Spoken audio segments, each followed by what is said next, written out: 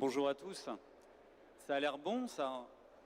Et si je vous dis que c'est pas de l'œuf, mais qu'en fait c'est des haricots, bongo, et ce qu'on appelle du safran des Indes, plus communément appelé du curcuma. Ça a le goût de l'œuf, ça se cuisine comme de l'œuf, ça convient aux personnes qui ne mangent pas d'œufs. Ça s'appelle Just et c'est un produit qui est proposé par Hampton Creek à San Francisco. Ça aussi, ça a l'air bon. Et pourtant, c'est pas de la viande de bœuf. Ce qu'on est en train de regarder, c'est du blé, c'est de la pomme de terre et une molécule qu'on appelle le H-E-M-E, qui donne ce petit goût un peu métallique, un petit peu sanguin à la viande qu'on aime bien.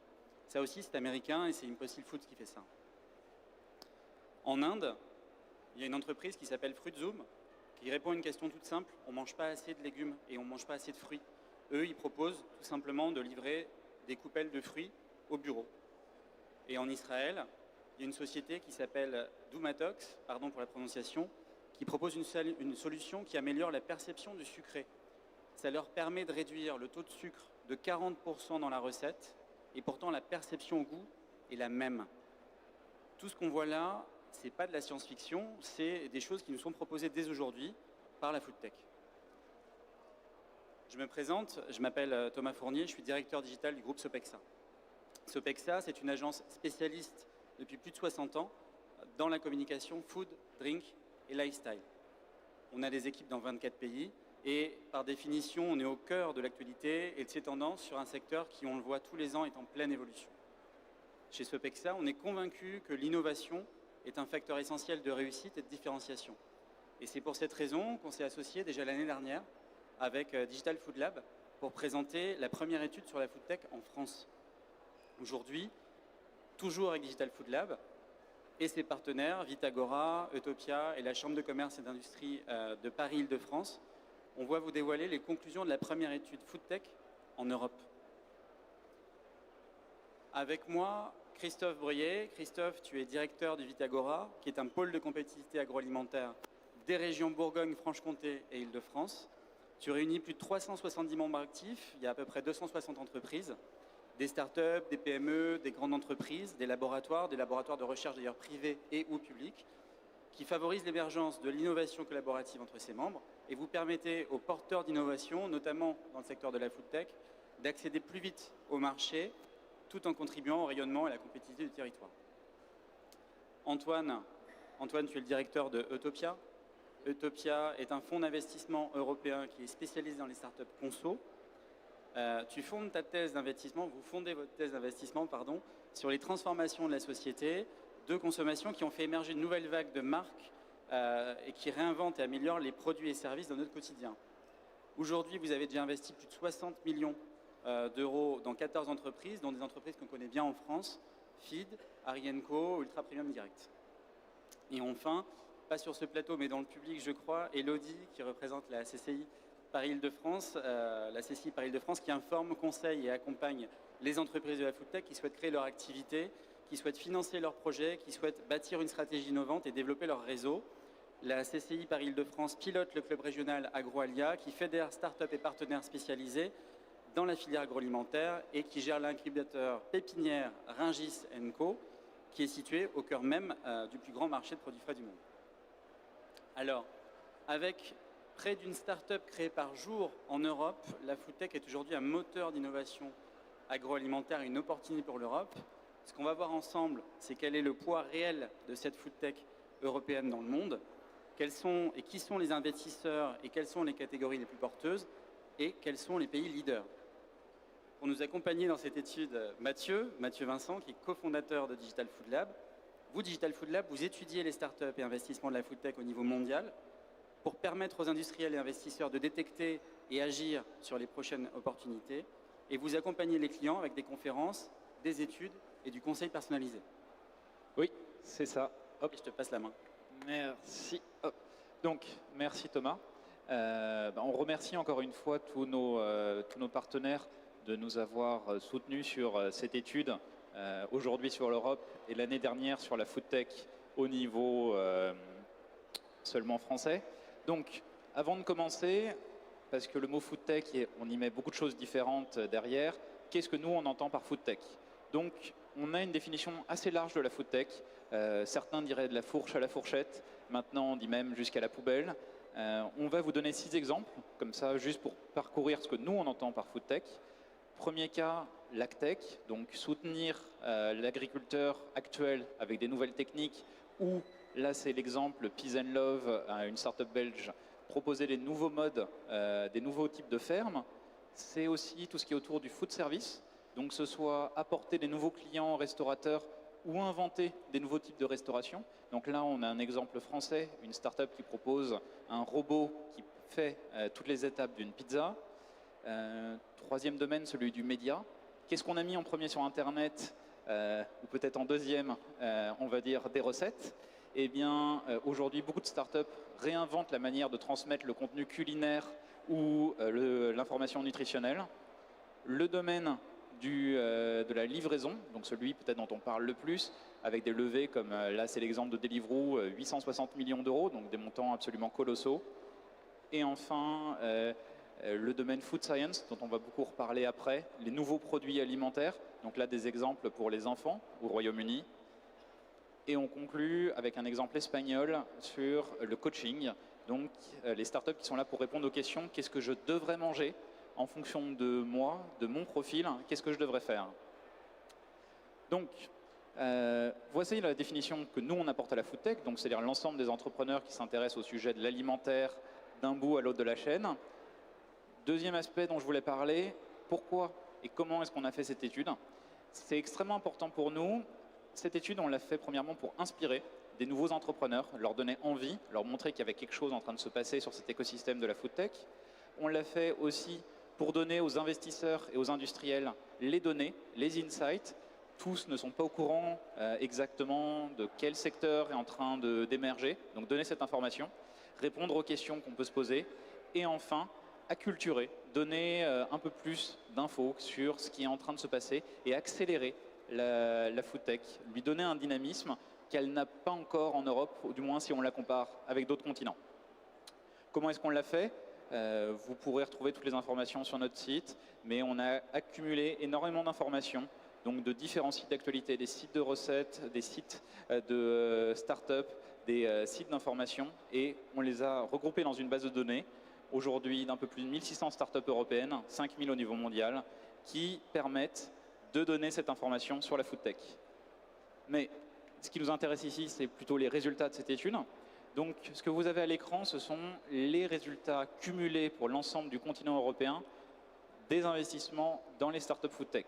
Donc, investissement, on va dire, du moment où vous levez 10 000 euros sur Kickstarter jusqu'à des levées de centaines de millions pour des startups comme Deliveroo.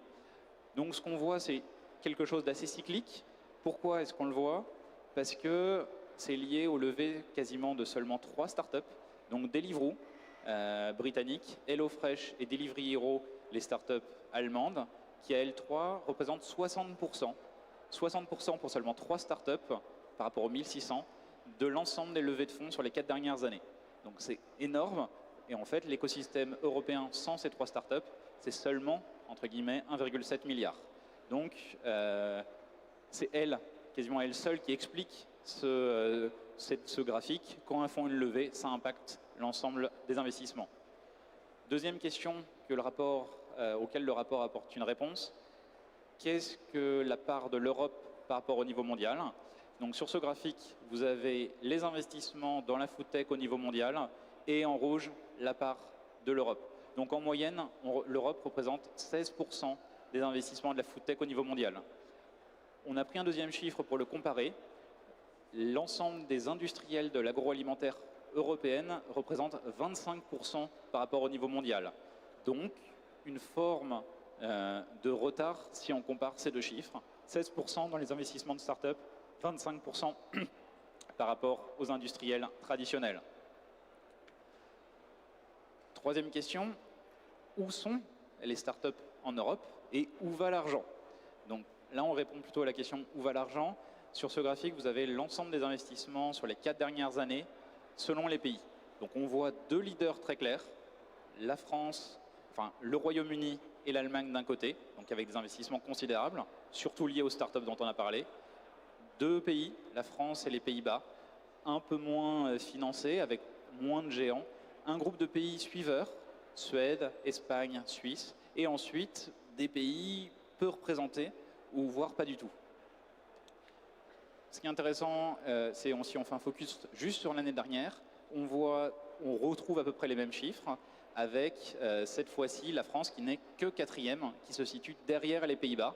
Donc une place qui ne correspond plus forcément à on va dire un classement traditionnel des pays européens.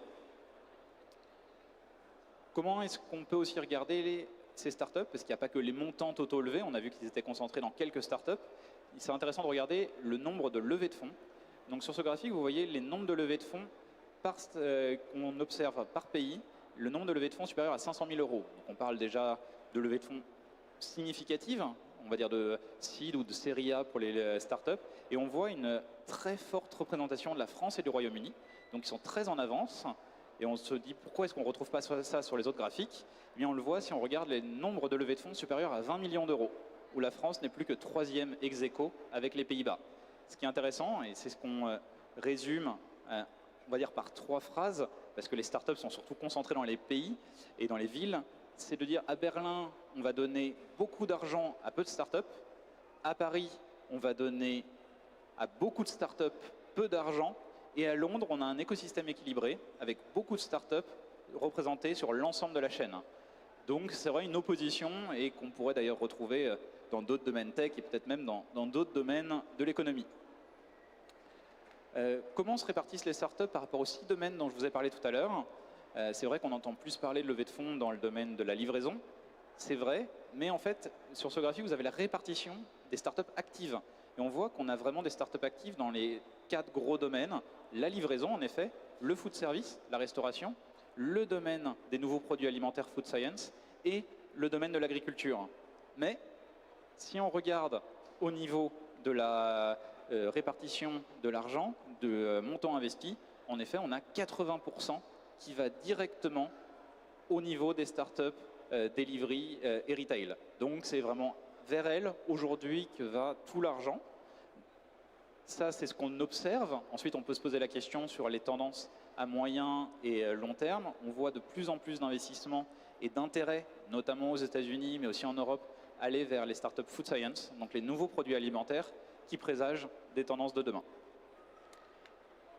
En résumé, s'il fallait retenir quelques chiffres de l'étude, c'est quand même ce montant considérable, 4,2 milliards investis dans les startups food tech au niveau du continent européen en 3 ans et demi. Donc c'est quand même des montants très importants.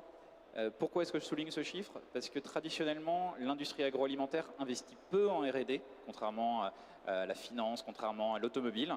Et aujourd'hui, l'investissement, il se fait principalement via les startups. C'est quasiment une R&D externalisée, d'où l'importance de comparer cet écosystème local européen par rapport à d'autres pays. 60% investis dans seulement 3 startups, c'est vraiment considérable. Et on va dire 63% l'année dernière investis dans seulement 2 pays, le Royaume-Uni et l'Allemagne. Donc vraiment 2 leaders clés par rapport à un reste du continent qui suit avec la France, l'Espagne, les Pays-Bas, mais qui est encore en retrait. On a des raisons d'être optimiste sur la food tech en Europe. Il y a beaucoup de choses positives qui se passent, mais il y a encore énormément de challenges pour que l'Europe prenne vraiment sa place. Merci Mathieu. Donc des raisons d'être optimiste, mais beaucoup de challenges. Antoine, je rappelle, tu es le directeur d'Eutopia. Quel est ton point de vue, toi, en tant qu'investisseur? C'est-à-dire, en quoi, pour vous, la food tech est un secteur d'avenir pour l'investissement? Alors déjà, merci Mathieu pour cette étude très intéressante. En tant qu'investisseur, on va essayer de rattraper le retard versus le Royaume-Uni ou l'Allemagne. Alors nous, on investit plutôt dans des startups jeunes, donc on ne va pas contribuer au financement en centaines de millions d'euros, mais on est au début de la chaîne. Alors moi, j'ai 40 ans, j'ai la chance d'avoir, ce qui est à la fois vieux et jeune, et j'ai la chance d'avoir vu déjà plusieurs générations, on va dire, d'opportunités d'investissement. Quand j'ai commencé, la food, c'était typique des investissements qu'on appelle LBO, c'est-à-dire des investissements dans les entreprises rentables qui ont des revenus très récurrents sur lesquels on va pouvoir mettre une dette d'acquisition. Et donc c'était une industrie, on va dire, de barrière à l'entrée. Donc ça, c'était pour moi les années 2003 jusqu'en 2009. En 2010, j'ai eu l'occasion d'investir et d'accompagner un projet entrepreneurial dans une nouvelle forme de snacking sain. Et là, j'ai vu le début du changement d'attente consommateur. mais pas encore les outils pour émerger. Donc c'est un projet typiquement qui a été repris par un industriel assez tôt dans son histoire. Et depuis 3 ans, donc, on investit avec Utopia dans ces nouvelles marques. Et ce qu'on voit, c'est qu'il y a enfin, j'ai envie de dire, un alignement entre les changements d'attente des consommateurs et la technologie qui permet d'émerger. Émerger en communication, évidemment, les réseaux sociaux, en distribution, pouvoir vendre en direct ce qu'on appelle le D2C, et également pouvoir utiliser les données, les avancées technologiques pour améliorer les produits, les personnaliser, etc. Donc il y a vraiment une opportunité qui est majeure aujourd'hui. Et donc en tant qu'investisseur, pour nous, ce qui est intéressant, c'est cette fenêtre d'opportunité de nouveaux entrants. Le fait qu'on parle d'un gros marché, parce qu'effectivement la tech historiquement en France c'est la technologie, et donc on aime bien rappeler le fait que la food c'est 100 fois le marché des softwares en France. Donc on nous a demandé quand on s'est lancé il y a 3 ans, mais vous êtes sûr que vous avez un marché pour investir? Voilà, on prend juste la taille des marchés, on parle de gros marchés et qui concernent tout le monde.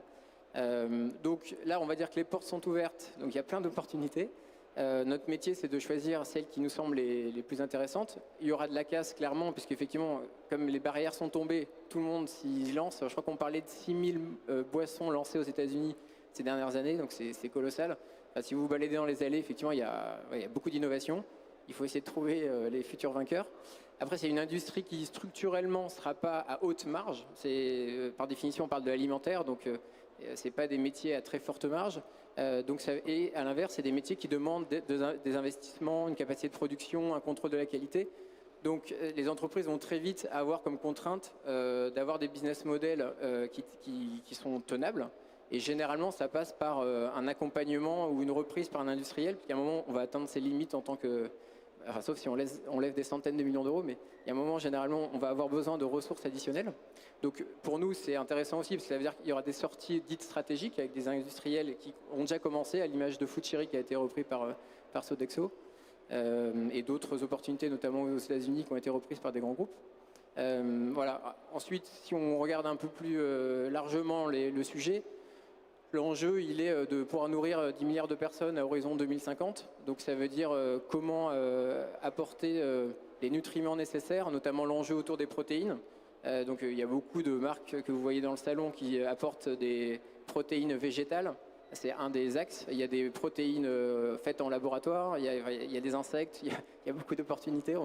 Le panel précédent parlait enfin des insectes comme source d'alimentation humaine. Donc il y a cet enjeu-là de l'apport protéinique, et il faut que l'alimentation soit accessible financièrement, parce que par exemple le bio explose, mais le bio n'est pas forcément accessible à tous. Et puis il y a l'enjeu aussi de l'impact écologique sur des circuits courts. Voilà, consommer un produit qui a été industrialisé et qui a traversé l'Atlantique pour finir dans son assiette, c'est pas forcément hyper sain. Voilà, donc si je donne quelques exemples de notre portefeuille, on a une société qui s'appelle Harry & Co, qui, je fais pas de pub, hein, j'illustre mon propos, qui fait des alternatives à la viande à base de légumineuses, une filière bio made in France. Donc là, c'est toute la vague du flexitarisme, de manger moins de viande. On a Peace & Love que vous citiez tout à l'heure, qui est un concept de ferme urbaine. On a Feed, qui est des produits, on va dire des repas complets de nomades, où on a par exemple aussi une société qui vend du pet food en ligne sans céréales. Voilà, donc on essaye dans tous les segments d'aller chercher les acteurs qui nous semblent les plus intéressants et on les accompagne dans leur croissance. En tout cas, on a le devoir de consolider l'écosystème français, et j'espère que l'année prochaine, l'étude montrera un meilleur classement de la France. Merci Antoine.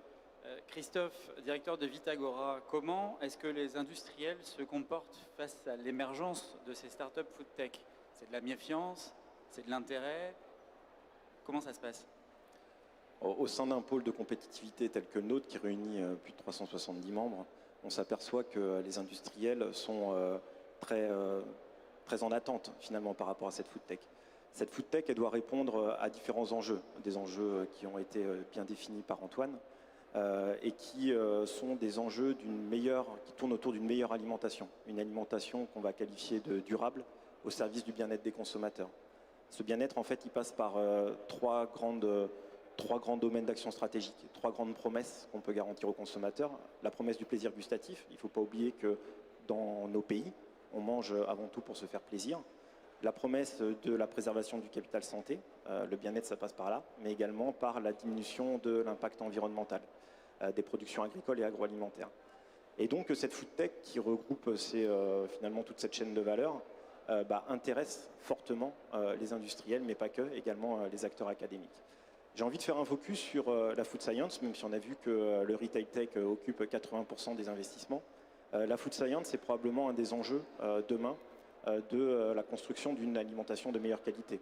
Antoine l'a touché du doigt quand il a évoqué toutes ces entreprises qui travaillent sur une nouvelle forme de protéines. On parle beaucoup des légumineuses, mais il y a aussi des protéines issues des microalgues, des protéines d'insectes.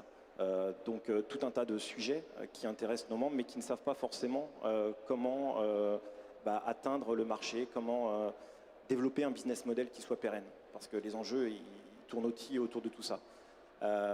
Au sein de Vitagora, on a eu le plaisir d'accompagner bon nombre de startups. Alors c'est vrai que ces startups, quand on regarde dans l'étude, les startups qui font de la food science, c'est seulement 3% des investissements. Et en fait, en France, c'est déjà 11% d'investissement. Donc on peut se dire que sur ce secteur-là, ce créneau-là, la France n'est pas forcément en retard. Elle l'est par rapport à d'autres grands pays mondiaux, les États-Unis entre autres, mais pas que. Et un pôle tel que Vitagora doit permettre à nos membres tout simplement de ne pas se faire distancer, d'être compétitifs sur leur marché. Et ça veut dire répondre aux attentes des consommateurs, où qu'ils soient sur la planète et quel que soit leur âge, puisqu'il y a aussi la nécessité d'adapter une alimentation saine pour toutes les catégories de consommateurs. Donc voilà, les enjeux ils sont pluriels, les industriels sont interrogatifs par rapport à l'émergence de toutes ces startups. Ils nous demandent d'ailleurs de les accompagner pour travailler plus étroitement avec ces startups. On a développé dans ce cadre-là un programme d'accélération, Toaster Lab, qui permet en fait de mettre en relation des grands groupes et des startups en ayant préalablement identifié les startups dans différents domaines, là encore où qu'elles soient dans le monde. Donc c'est un savoir-faire qu'on a acquis depuis 12 ans maintenant, qui se développe très bien au niveau du programme d'accélération, qui a la vocation en fait d'accompagner les startups à développer du chiffre d'affaires, donc à finalement renforcer leur industrialisation, aller plus vite dans le domaine de l'industrialisation, pour ensuite aller plus vite sur le marché. Parce que l'enjeu, il est là, plus que de lever des fonds, c'est aussi d'aller chercher du chiffre d'affaires pour avoir un modèle tout de suite beaucoup plus pérenne. Voilà ce qui nous anime au sein d'un pôle tel que Vitagora et qui intéresse aujourd'hui tous les industriels qui composent l'écosystème. Merci Christophe. Mathieu, un mot sur en y réfléchissant à long terme, les challenges et défis à venir? Je pense que Christophe a vraiment raison.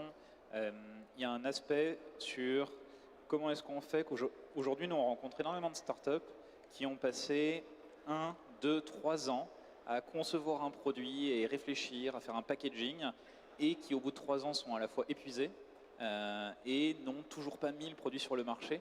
Donc, comment est-ce qu'on leur permet soit d'échouer beaucoup plus vite, ce qui est bien aussi d'une certaine manière, ou alors s'il s'agit de réussir, d'aller beaucoup plus vite sur le marché. Donc, il y a un aspect aujourd'hui d'incubateurs qui se créent en France, d'accélérateurs, ou tout simplement, Antoine parlait de premières sorties qui ont lieu, Sodexo, Foodcherry, d'entrepreneurs qui sortent de leur boîte, qui ont du capital, qui ont de l'expérience et qui sont capables d'aller beaucoup plus vite, parfois que des investisseurs traditionnels, pour accompagner des startups et les faire accélérer. Donc ça, je pense que c'est ce qui fera que justement, dans 1 ou 2 ans, on verra des chiffres plus positifs, parce qu'on a enfin un écosystème qui se constitue avec des gens qui sont sortis, qui ont fait des belles plus-values aussi, ça aide, pour accélérer les startups. Donc ça, c'est un premier point. Ensuite, nous, au niveau des tendances qu'on regarde, évidemment, ce dont on a parlé à très court terme, tout ce qui est autour des protéines végétales, protéines cellulaires, protéines de substitution avec des algues, tout ce qu'on peut imaginer aujourd'hui. Ça, c'est un aspect, évidemment. Évidemment, tous les nouveaux produits, le nombre de startups qui se lancent sur tous les aspects de l'alimentation, et juste parce qu'elles vont bien marketer leurs produits, vont réussir à aller plus vite et faire mieux que les industriels. Donc ça, c'est tout un aspect. À moyen terme, on regarde énormément tout ce qui est autour de la robotique, que ce soit au niveau de la livraison, parce qu'on pense que c'est un sujet sur lequel il y a énormément de choses, parce que la livraison, c'est un sujet qui est passionnant aujourd'hui, mais qui est difficile économiquement, dont l'équation est complexe, parce que le livreur, l'opération de livrer jusqu'au dernier kilomètre coûte très cher. Donc si la robotique peut s'inclure là-dedans, et aussi s'inclure dans les cuisines, dans le fast-food, on pourra aller vers plus de qualité, mieux livrer directement auprès du consommateur. Donc ça, c'est un gros sujet. Et à très long terme, en tout cas, il y a plusieurs niveaux pour y aller, on regarde énormément tout ce qui est autour de la personnalisation. Donc comment est-ce qu'on fait pour que dans 6 mois et dans 10 ans, on ait des produits qui soient le bon produit pour Christophe, le bon produit pour Antoine, voilà, que ce soit des produits beaucoup plus personnalisés en fonction de nos besoins, de nos goûts aussi, c'est important. Il ne faut pas oublier parfois qu'on n'est pas là que pour l'aspect santé, donc on peut, quand on est entrepreneur dans la thématique, parfois l'oublier et aller vers cette logique de personnalisation. Très bien, je m'adresse au public. Est-ce que quelqu'un a une question? Je peux faire passer le micro? Personne, profitez-en, non? La question qu'on me pose le plus souvent, Mathieu, la question que tu entends le plus souvent, c'est quoi? C'est par rapport au retard, non? C'est comment est-ce qu'on comble le retard dont on a parlé? Il y a la question pourquoi est-ce qu'on est en retard, parce que et comment est-ce qu'on peut le combler. Pour nous, le pourquoi, il est lié, je pense pas, il n'y a pas de coupable. Si on regarde les 3 acteurs autour de la table, il y a l'entrepreneur qui a parfois manqué d'ambition. Il y a eu trop de projets dans la food tech. La food tech, c'est facile. Vous voulez créer une start-up, vous pensez, bon, bah, qu'est-ce qui vous pose problème dans la vie? Souvent l'alimentation, je ne suis pas content, je trouve que les industriels ils sont méchants et je vais faire un petit produit dans mon coin. Il y a des entrepreneurs qui ont manqué d'ambition et qui parfois en manquent encore. C'est une raison pour laquelle on est en retard. Il y a des industriels qui n'ont pas compris. C'est-à-dire qu'ils pensent encore que les entrepreneurs sont des gentils garçons ou des gentilles petites filles qui vont faire joujou à la start-up dans leur coin. Et parfois, ils sont en train de prendre en compte que les entrepreneurs les plus ambitieux sont là pour les remplacer demain. Et ça, c'est extrêmement important, qu'ils prennent en compte ce qui est en train de se passer, qu'ils agissent dessus. Alors, pas forcément pour se battre avec les startups, mais pour les accompagner, investir dedans, les racheter à un certain moment. Et ensuite, les investisseurs, voilà, c'est ce que Antoine a dit, il a fallu intégrer qu'on n'est pas tout à fait sur la même chose que quand on fait du service, du e-commerce, on n'a pas les mêmes marges, on est sur un modèle différent. Donc ça, c'est le constat. Et justement, c'est ces prises en compte de ces différents constats qui fait qu'on va potentiellement réduire cet écart.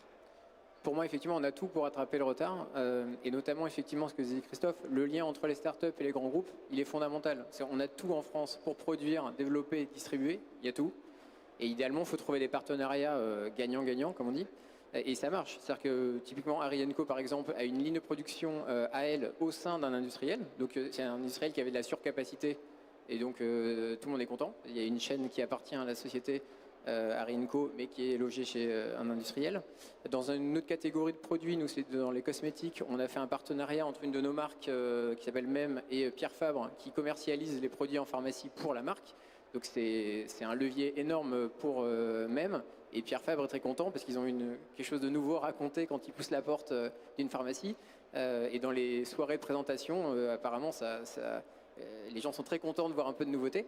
Donc il ne faut vraiment pas être frileux sur les partenariats. Et le fait de, voilà, ce que disait Mathieu, il ne faut pas avoir ni peur de la concurrence, ni dénigrer en se disant de toute façon c'est des petits acteurs.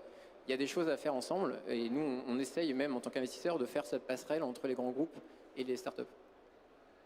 Merci Antoine pour cette conclusion. S'il n'y a pas de questions, je vous propose d'arrêter là et vous retrouverez les vidéos en ligne. Merci.